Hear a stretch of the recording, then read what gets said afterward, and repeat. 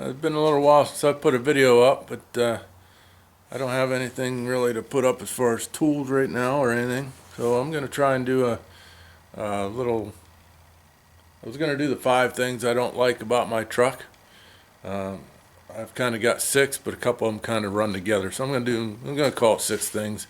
I've seen a few of these videos up, and they look kind of fun to do. So I thought I'd put mine up. Um, I'm not calling it 6 things I hate because there's really nothing I hate about this truck. Uh, like I said, I run a '01 second gen Cummins cab and a half dually. I love the truck. I mean, it does everything I ask it to do.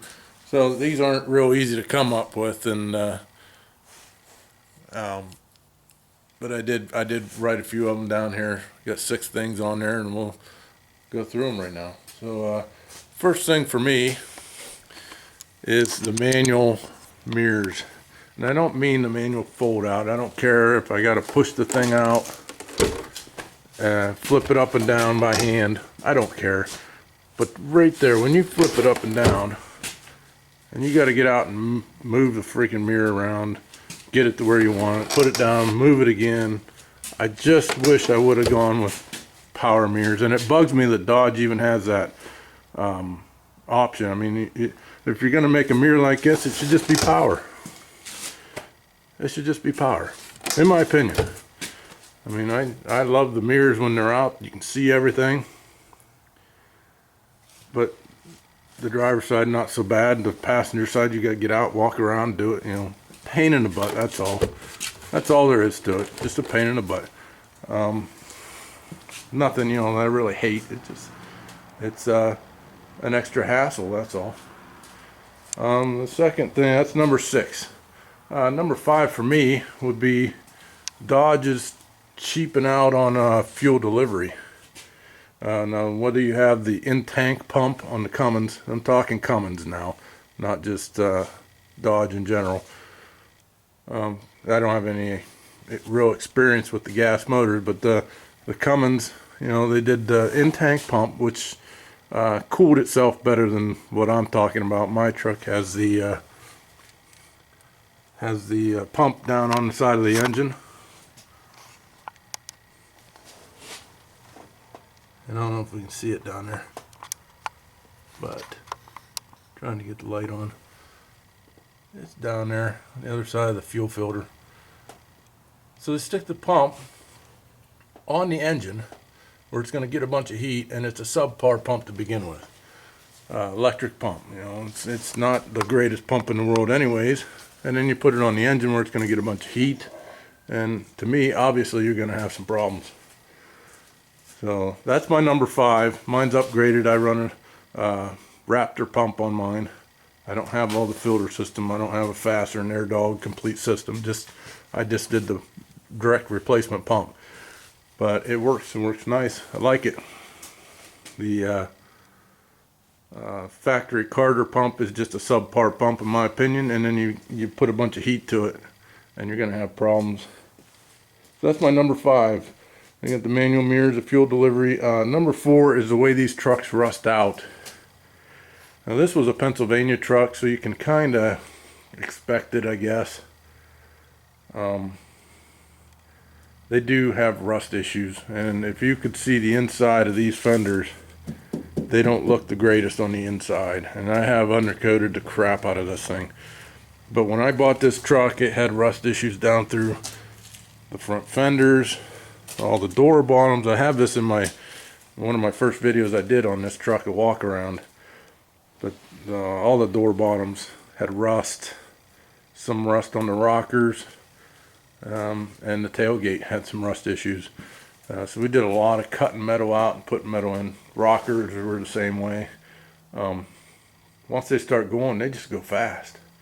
And I don't think it's the best steel in the world, so I think that's probably part of it, but that's more of a nuisance too. If you can do some body work yourself, it's not that big of a deal other than time, and just a nuisance. So we have that, and then the third thing I have here, number 3, that's number 4. Number 3, I'm going to go with the steering on these trucks. I think it's light duty. for a big truck. This is a 1-ton. I don't think they build them heavy enough. And number 3 and number 2 kind of go together, because the suspension components on the front ends of these trucks is just not what it should be for a heavy truck. I've put a new steering box in this truck. Couple tie rods, you know, steering shafts wear out on these, get a lot of play in them. So I don't think the front end components, as far as the way Dodge is concerned, I think they cheaped out. A lot of rubber bushings up there that wear out prematurely, in my opinion. Now, a lot of this is my opinion probably, but I know the second gens have a lot of issues as far as front end, and you just can't go real cheap on them. That's the other thing. If you go putting cheap parts on, a lot of times it's not going to work out real well for you. But so there's that. That's number 3 and number 2 all in one, because the suspensions and the front end components period are just not that good. So that's the way I'm going to leave that. You just got to figure on doing wheel bearings. I mean, they go out on these things. It's got to figure on doing them if you're going to buy one of these trucks. And the last thing I have would be on the inside.